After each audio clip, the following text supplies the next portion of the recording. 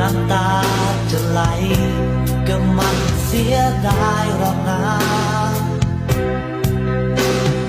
เก็บมานานเก็บจนล้นจนรินจากตาปล่อยมันไหลมาเพราะใจเหนื่อยล้าเกินไปน้ำตาก็ดีเหมือนกันให้มันมาคอย